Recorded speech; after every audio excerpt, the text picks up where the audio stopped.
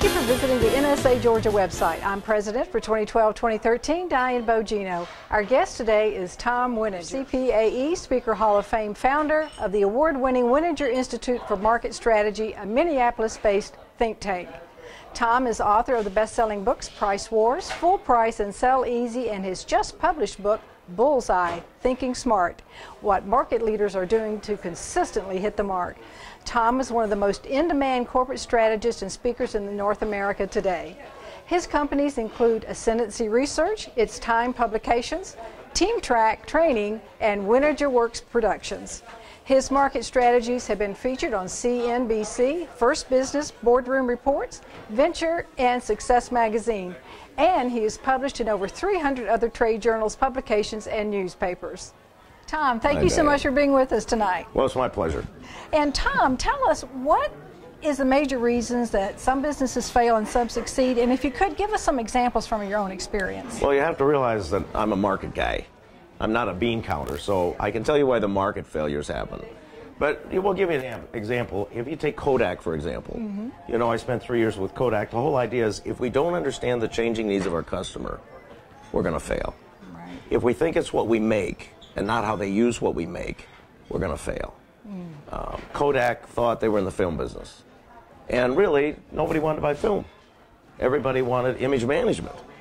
And somehow they could not make the shift away from dyed-in-the-wool manufacturing of film to digital capture, digital management, and really that's the way it's been going for a number of years. But, you know, the majority of people I work with are manufacturers who work with distributors and dealers and retailers, and it's very hard to shift that focus. John Deere, on the other hand, you know, John, 175 years ago said, my mission is to make the farmer's life easier. And for 175 years, this company, which has grown to $18 billion, does that. They say we don't make tractors. Our goal is to make the customer's life easier. Right. And so if we don't know who our primary customer is, and we think everybody we have is a customer, you're probably going to fail. Because I believe that about 17% of the people that you sell something to are true customers. 56% don't know what they are, and 27% will never be a customer. They're a pure transaction. They will buy something from you because you sell it for nothing. You give it away, you put it on promotion. The 17% keeps you in business. The challenge is you don't know who they are. You don't know why they buy from you. You don't know what their changing needs are. And that's the challenge to most businesses today. I'll give you an example. Best Buy, closing 1,000 stores. Why are they closing stores? Because they're unprofitable. Well, to a marketing guy, that's not the answer. The answer is a person buying something at a Best Buy wants help. They want a Genius Bar. Actually, we're doing the research now on Genius Bars in technical stores all over the country to figure out what they want when they walk up to that Genius Bar. Now, this is not a new idea. I mean, Apple came out with this years ago, and they now charge for the Genius Bar. I mean, if you're a venture partner at Apple, you pay $500 a year to get special attention. Well, you say, well, I can't charge that much. Well, how are they doing it? You know, I love businesses who tell me they can't do things. And then they figure out, oh, somebody else is doing that. Well, how are they doing that? We can't do that. You're going to fail. The challenge is more companies today are failing, unfortunately, than companies are succeeding because they don't know how to pivot their focus, customer service and products, to the primary customer who walks in their store, goes online, calls on the phone. It's key. Wow. Thom, you know, we hear so much about teams and teamwork and be a team player these days, but you say enterprise is actually more valuable. Tell us about that. Thank you for asking me that.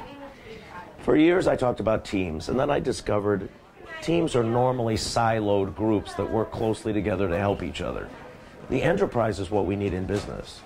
So in other words, if I have a sales team, and I have a service team, and I have a support team, I silo them. I stick them in departments, and each one talks interdepartment rather than interdepartment.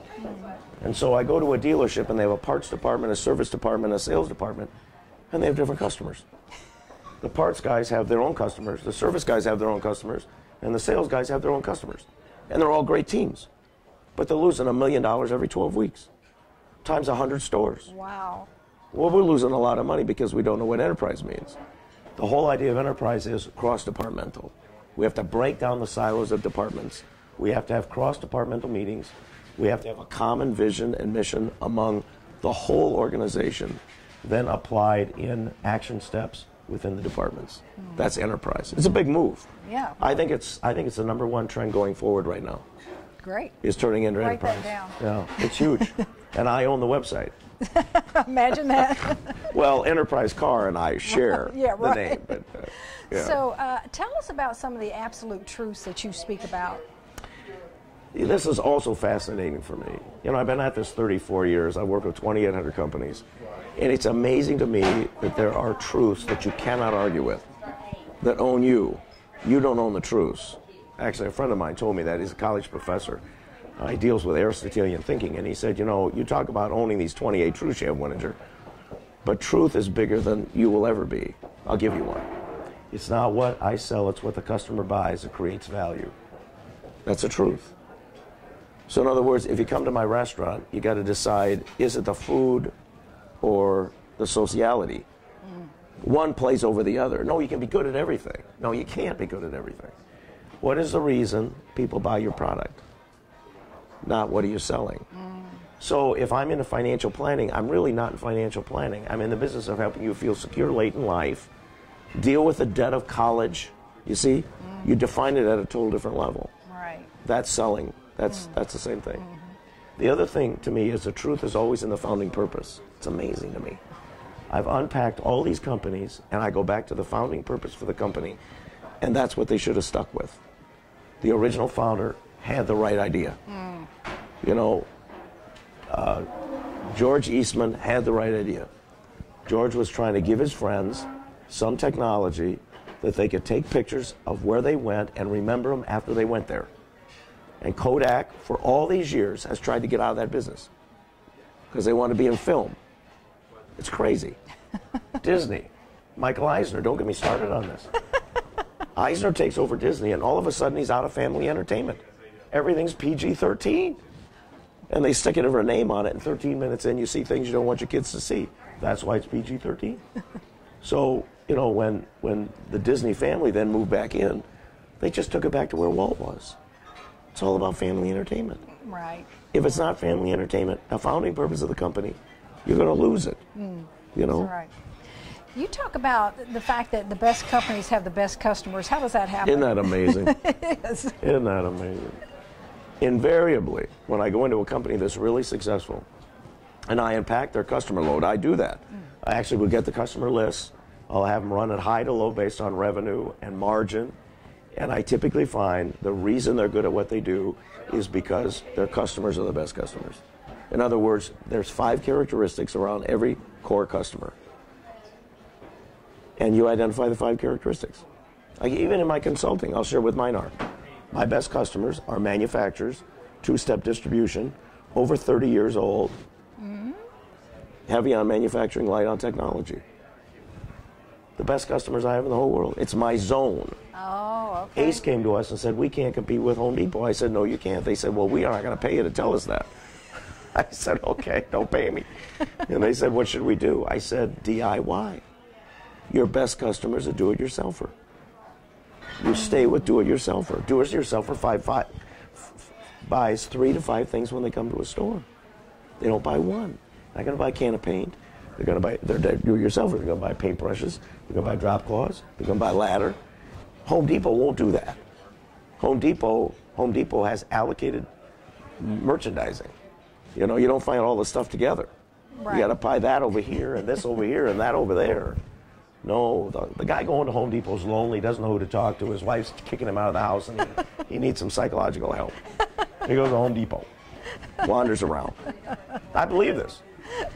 But you say customer loyalty is due to, or not due to feelings, but due to reasons. Yeah, no, customer loyalty. And 7 years ago, I bought a research company to prove this.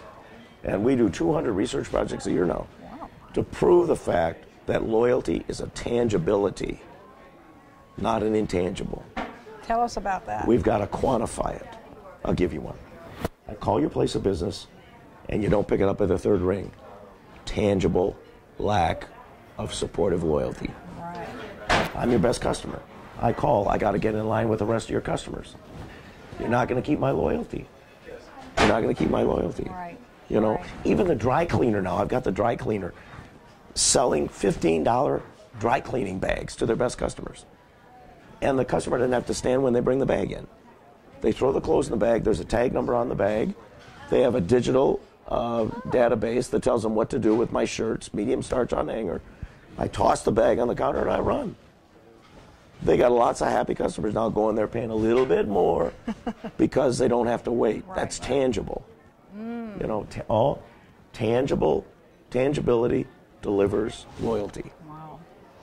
Now, I know my viewers want to hear this. You are predicting that for 2013, changes are going to come faster. They're going to come more of them. There's going to be more of them, and there's going to be more volatile, and that 72% of businesses are not going to do business the way they're doing it today. Yeah, and that's because nobody knows what to do with the new technology.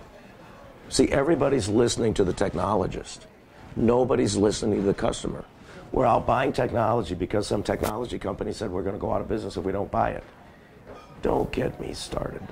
All these people with territory to protect are throwing millions of dollars like political revenue to invest in my attitude that's false as far as I'm concerned. I don't need all the new swizzle sticks to make it work. I don't need 250 pages on my website to make it work. I don't need an iPad in the hands of every one of my, retail people standing in the aisle. And because of that, I'm investing in technology that has no immediate application. And I'm throwing away the money. And this is getting so complicated. It's like we do usability studies for websites, for large companies. And we've proved that we don't care what you do on your website. If I can't get to where I want to go in 3 clicks, I shut you off. That's right. No more surfing. Surfing is out. Right. So if you have an information site, you're going to go out of business. You need a communication or transactional site today. The other mistake is technology is trying to prove that the store is going away. I don't think so. The stores that aren't convergent marketers are going away, which means I have to, if I'm a restaurant in my part of the country, I have to have carry-out and I have to have seated. I have to have both. Right. The carry-out's not driving me out of business. Those people don't want to sit down anyway, and I certainly don't want to sit down with them. It's the people come in and want to sit down. I want to sit down with. Right. They're different markets. Right. And so we've got different businesses. An online business is different than my retail business, but it has to feed each other. Right. It's got to be absolutely convergent. Wow. Crazy, good. Huh? Yeah, good stuff, though. It's fun stuff. I love this. You can tell, even without a voice. I love this stuff. Last question. If you could give our viewers one strategy to help their business grow for the coming year, what would that strategy be? Well, one is hard. I think they need to ask themselves 4 questions. Who are you? 2 or 3 words, who are you? Number 2 is, what do you do? Define 24 words or less. What do you do? Retail store, Ace Hardware. What do you do? We help do-it-yourselfers with complete solutions. That's what we do. Number 3 is, who do you do it for? We do it for the guy who's got a project on a weekend, doesn't have a lot of time, and needs everything to do that job. I don't need 600,000 SKUs in my store and 150,000 square feet. I just need those 5 things. Right. And so the better I am at tracking what I need to carry rather than 7 different ketchups at a grocery store. And then finally, what makes me unique? If my customers can tell me, if you can answer those 4 questions in 12 months, there's a truth that says if you know the customer you're looking for, you'll find him. If you don't know the customer you're looking for, you'll never find him. So the important thing is to take these questions first, ask yourself the questions, and all of a sudden you'll start identifying who your customers are. Then you're going to get serious about asking them what it is you could be doing you're not doing, not how well you're doing. No, you don't ask a customer how well you're doing. We want to find out what we should be doing we're not doing. You can tell yourself how well you're doing. You got the answer to that. You do every night in the shower, in the morning in the shower. You beat yourself up. Thom, thank you so much for being with us tonight. Thanks, Diane. I'm sorry about the voice. No problem. We appreciate it. Yeah, it's good. Thank you. We've been speaking with Thom Winninger, CPAE Speaker Hall of Fame winner, business strategist, and author. Thank you for visiting the NSA Georgia website. Stay tuned because we'll be bringing you more expert speakers on business like Thom Winninger.